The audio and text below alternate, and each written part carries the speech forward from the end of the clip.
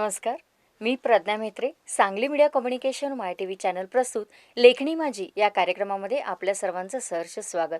प्रेक्षको, आपल्या या सांगली जिल्ह्यातील अनेक कवी आणि कवयित्री आपल्याला या लेखणी माझी या कार्यक्रमाच्या माध्यमातून भेटत आहेत आणि आपल्या अनेक कविता आपल्यापुढे सादर करतायत. पहा ना, काही गोष्टी स्वतःशीही बोलायच्या नसतात, काही गोष्टी स्वतःशीही बोलायच्या नसतात, आपापातल्या अंधार कोपऱ्यात ढकलून द्यायच्या असतात.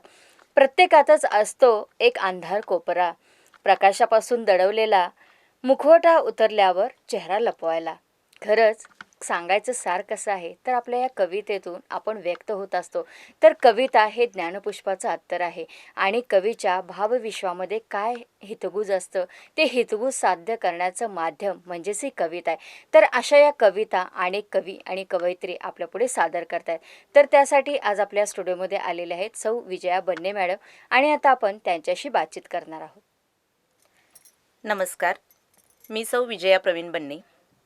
मी सहाय्यक शिक्षिका म्हणून जयसिंगपूर येथील नवजीवन हायस्कूल ज्युनियर कॉलेज जयसिंगपूरमध्ये शिक्षकी पेशा गेली 15 वर्ष पार पाडत आहे आणि माझी आत्तापर्यंत 2 पुस्तकं प्रकाशित झालेली आहेत. त्यामध्ये घरटे नावाचा कविता संग्रह आहे आणि त्याचबरोबर वरात एकटीची हा कथासंग्रहही आहे. तर मला लहानपणापासूनच जेव्हा मी शाळेला होते तेव्हापासूनच कविता करण्याचा छंद जडला.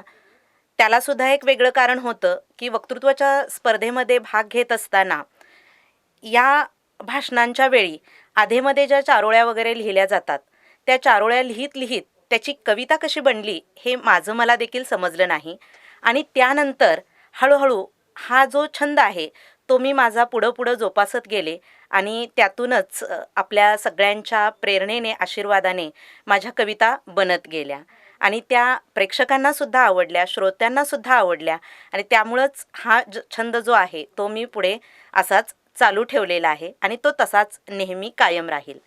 आजपर्यंत मी अनेक काव्यसंमेलनांमध्ये माझ्या कवितांचं वाचन केलेलं आहे. त्याचबरोबर आमच्या शिरोळ येथील जो आमचा साहित्य मंच आहे त्या साहित्य मंचाचं जे साहित्य संमेलन होतं त्या साहित्य संमेलनामधून, त्याचबरोबर आमच्या पंचक्रोशीच्या आसपासच्या परिसरांमध्ये जी छोटी छोटी ग्रामीण साहित्य संमेलनं भरतात यामधून मी माझ्या कथांचं वाचन केलेलं आहे. त्याचबरोबर कवितांचं वाचनही केलेलं आहे. त्यानंतर महिला दिनानिमित्त जे सांगली आकाशवाणी केंद्रांवर कार्यक्रम होतात काव्यवाचनाचे वगैरे, त्यामध्ये सुद्धा मी 2 वेळेला माझ्या कवितांचं वाचन केलेलं आहे. आजपर्यंत वेगवेगळ्या ठिकाणी माझ्या कविता ह्या पुरस्कृत आहेत. त्याचबरोबर आमच्या शिक्षकांच्यासाठी जे संपूर्ण महाराष्ट्रातून शिक्षकांच्यासाठी जे साहित्य संमेलन भरलेलं होतं त्यामध्ये मला निमंत्रित कवयित्री म्हणून पुणे या ठिकाणी आमंत्रित केलेलं होतं. त्याचबरोबर शिक्षकांच्यासाठीच असणारं जे शिक्षण संक्रमण आहे त्या शिक्षण संक्रमणमध्ये सुद्धा माझी जीवनाची मोल आणि घरटी ह्या 2 कविता प्रसिद्ध झालेल्या आहेत, प्रकाशित झालेल्या आहेत. बऱ्याच लोकांच्या प्रतिक्रिया, जे चांगल्या प्रतिक्रिया या कवितेसाठी आलेल्या आहेत. तर असंच माझं लेखन हे मी पुढं निरंतर आत्तासुद्धा चालू ठेवत आहे. तर अशी माझी एक छोटीशी ओळख आहे. नमस्कार. मी प्रज्ञा म्हेत्रे. सांगली मीडिया कम्युनिकेशन माय टी व्ही चॅनल प्रस्तुत लेखणी माझी या कार्यक्रमामध्ये मॅडम आपलं सहर्ष स्वागत. आपल्या ज्या वेगवेगळ्या विषयांवरच्या कविता आहेत की ज्यामध्ये आपल्या रसिकांना, प्रेक्षकांना खूप आवडलेल्या आहे, तर त्यामध्ये कोणकोणत्या विषयाच्या कविता आहेत हे सुद्धा आमच्या प्रेक्षकांना नक्की जाणून घ्यायला आवडेल. मॅडम, मी वेगवेगळ्या विषयांवर कविता लिहिलेल्या आहेत. मुलांच्या संपर्कात असल्यामुळं खास करून मुलांच्यासाठी त्यांच्या भावना जाणून घेणाऱ्या माझ्या अनेक कविता आहेत. त्याचबरोबर कवी हा संवेदनशील असतो, त्यामुळं त्याच्या अवतीभोवती घडणाऱ्या ज्या घटना आहेत, मग त्या सामाजिक असू देत, राजकीय असू देत किंवा सांस्कृतिक अन्य कोणत्याही स्तरातल्या असू देत, त्या विषयांना अनुसरून मी माझ्या वेगवेगळ्या कविता केलेल्या आहेत. मागे एक 8-10 वर्षापूर्वी आपल्याकडं असं एक लोण पसरलेलं होतं की जी ती मुलं उठायची ती आत्महत्याच करायला जायची आणि वर्तमानपत्रामध्ये सुद्धा मथळेच्या मथळे आज या ठिकाणी 10वीला गुण कमी पडले म्हणून या मुलानं जीव दिला.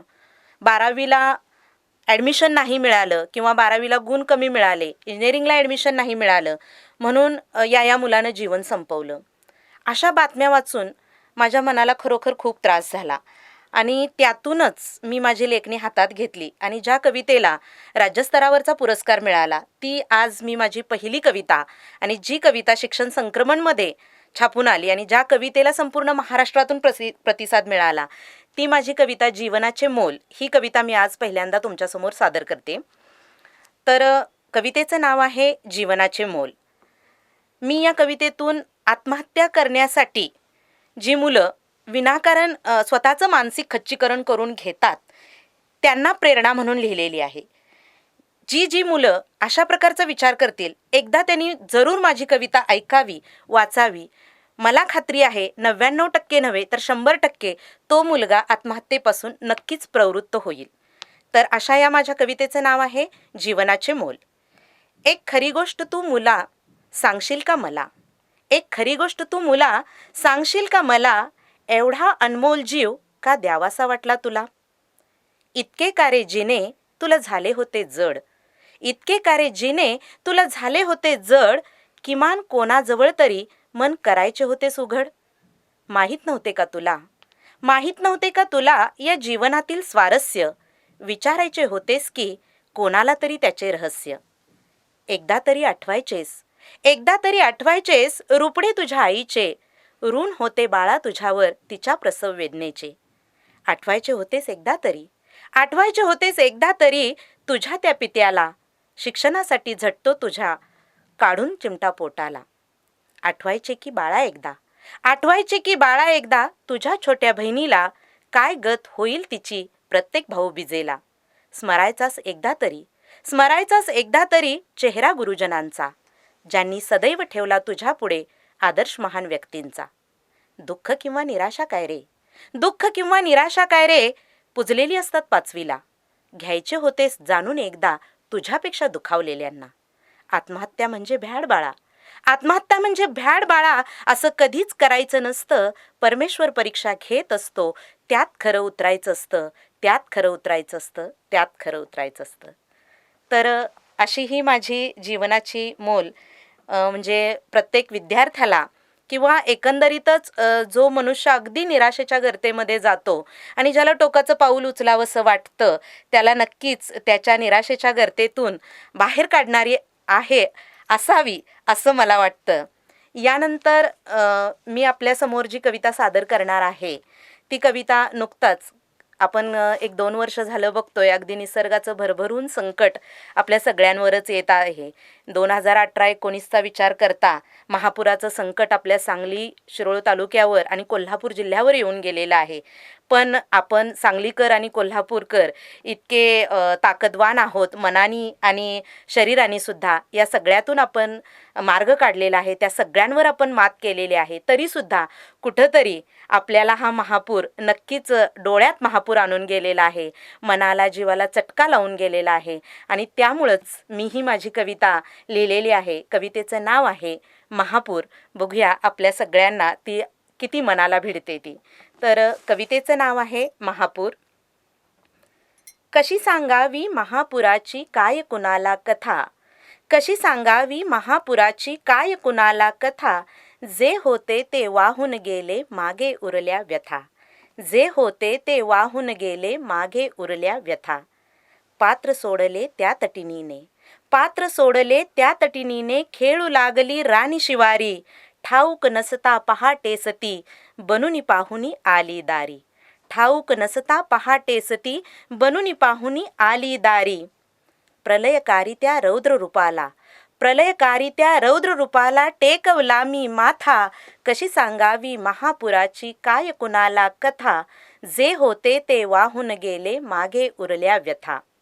संसार निरागस गरीबा घरचा, संसार निरागस गरीबा घरचा, पाण्यावरती तरंगत होता, जीवापाड जपलेला मी तो, क्षणात होता झाला परका.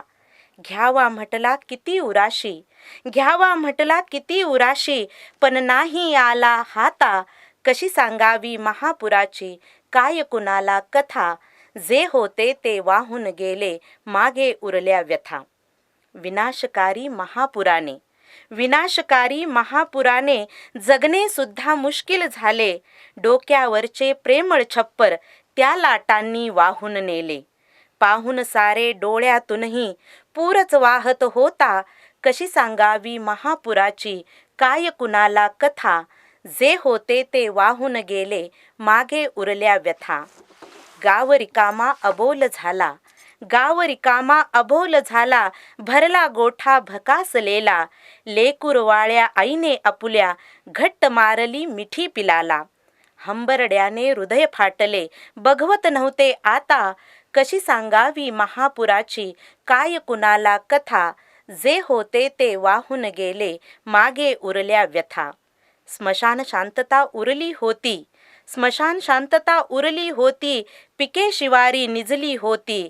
अस्तित्वाच्या खुनाच पुसल्या कासरिता ती रुसली होती. सुरुवात करावी कशी नव्याने समजत नव्हते आता. कशी सांगावी महापुराची काय कुणाला कथा. जे होते ते वाहून गेले मागे उरल्या व्यथा. प्रलयाने या एक शिकवले मानवतेचे दर्शन घडले. किती धाडसी त्या वीरांनी दान जीवाचे पदरी घातले. उतराई नाही या ऋणाची जोडीन मी दोन्ही हाता. कशी सांगावी महापुराची काय कुणाला कथा. जे होते ते वाहून गेले मागे उरल्या व्यथा. जे होते ते वाहून गेले मागे उरल्या व्यथा. प्रेक्षको, आत्ताच आपण सौ विजया बन्ने मॅडमच्या काही कविता ऐकल्या आणि बऱ्याचशाच आपल्याला कविता अजून ऐकायच्या आहेत. तत्पूर्वी घेऊ एक छोटीशी विश्रांती आणि तुम्ही पाहत राहा फक्त आणि फक्त Sangli media my TV channel.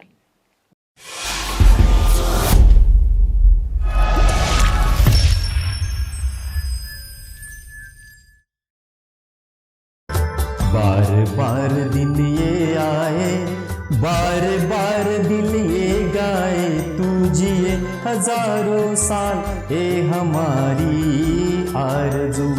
Happy birthday to you, happy birthday to you. मित्र हो, अशा आनंदमय शुभेच्छा तुमच्या कुटुंबियांना, प्रियजनांना आणि मित्रपरिवाराला जर पाठवायचे असतील तर एवढंच करा. 8 दिवस अगोदर त्यांचा एक फोटो आमच्या व्हॉट्सअप क्रमांकावरती पाठवायला विसरू नका. आयुष्यमान भव या माय टीव्हीच्या कार्यक्रमासाठी दररोज सकाळी 8, दुपारी 1 आणि रात्री 10 वाजता पाहत राहा माय टीव्हीचा आयुष्यमान भव हा कार्यक्रम.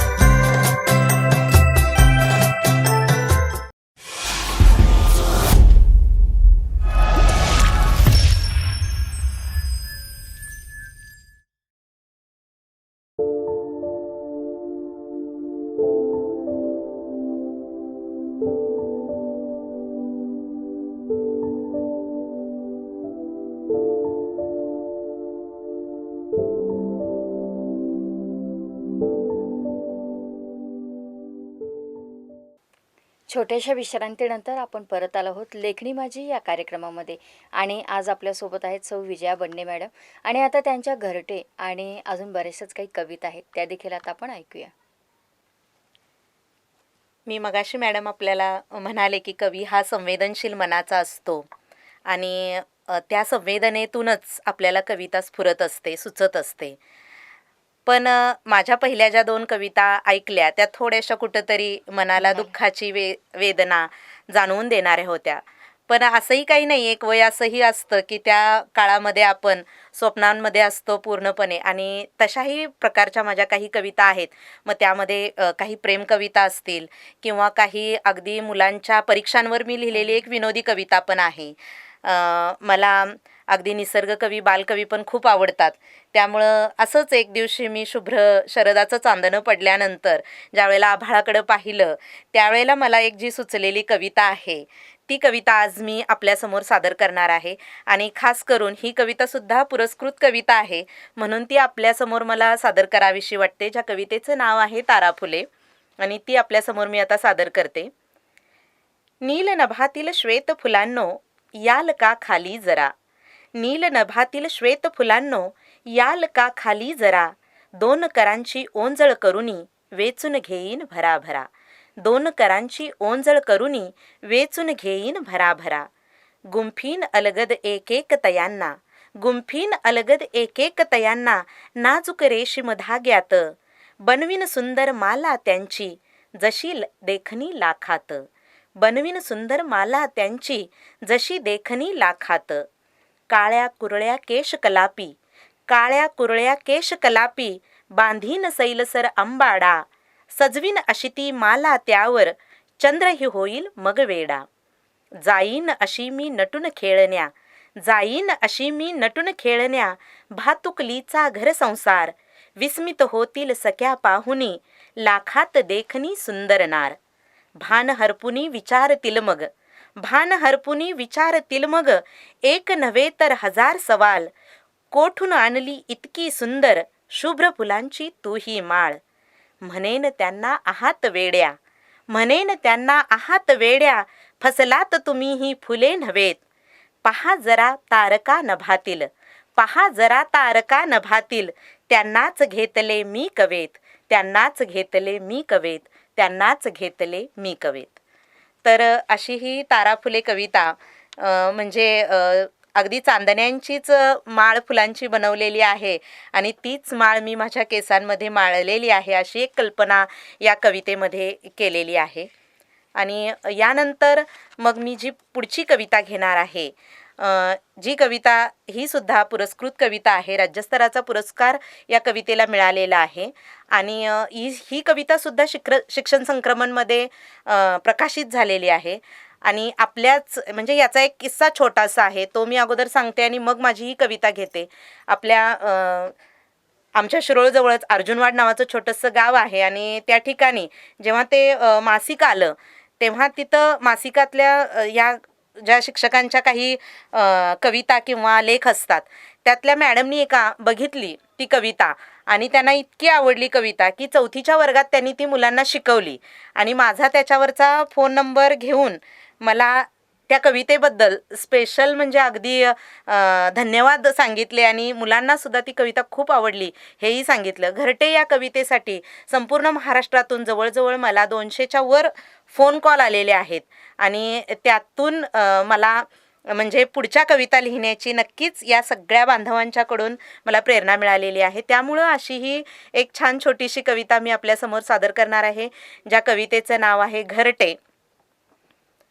भल्या सकाळी कसल्याशा आवाजाने जाग आली, भल्या सकाळी कसल्याशा आवाजाने जाग आली, दुर्मिळ झालेल्या चिमण्यांची चिवचिवाट कानी पडली, दुर्मिळ झालेल्या चिमण्यांची चिवचिवाट कानी पडली. हळूच बाहेर जाऊन जेव्हा थोडी चाहूल घेतली, हळूच बाहेर जाऊन जेव्हा थोडी चाहूल घेतली, आमच्या खिडकीला घरटं बांधण्याची त्यांची तयारी होती चालली, आमच्या खिडकीला घरटं बांधण्याची त्यांची तयारी होती चालली. किती किती छान वाटलं, किती किती छान वाटलं वेड्या या मनाला. म्हटलं नवा शेजारी मिळाला शेवटी आमच्या घराला, म्हटलं नवा शेजारी मिळाला शेवटी आमच्या घराला. माणसांचा शेजार हवाय कशाला रोज रोज कटकट करणारा, माणसांचा शेजार हवाय कशाला रोज रोज कटकट करणारा. चिमण्यांचा मात्र नक्कीच चालेल निदान वेगळी भाषा बोलणारा, चिमण्यांचा मात्र नक्कीच चालेल निदान वेगळी भाषा बोलणारा. चिमणा आणून देत होता, चिमणा आणून देत होता चोचीने एक एक काडी, चिमणा आणून देत होता चोचीने एक एक काडी. चिमणीला मात्र बांधायची होती बहुतेक माडीवर माडी, चिमणीला मात्र बांधायची होती बहुतेक माडीवर माडी. आधारासाठी घेतल्या होत्या, आधारासाठी घेतल्या होत्या खिडकीतल्या 2 विजारी. तेव्हा कळली स्थापत्यातली त्यांची गरुड भरारी, तेव्हा कळली स्थापत्यातली त्यांची गरुड भरारी. बराच वेळ पाहण्यात गेला, बराच वेळ पाहण्यात गेला प्रयास घरटे बांधण्याचा. वाटलं द्यावा आपण त्यांना हात थोडा माणुसकीचा. पण खपली नाही लुडबुड माझी, पण खपली नाही लुडबुड माझी.